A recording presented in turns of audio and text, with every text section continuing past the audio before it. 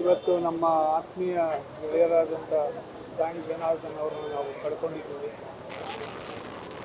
ನನಗೆ ಒಬ್ಬ ಗೆಳೆಯ ಹೋಗಿರುವಂಥ ದುಃಖ ನಂಬಕ್ಕೆ ಆಗ್ತಾಯಿಲ್ಲ ನನಗೆ.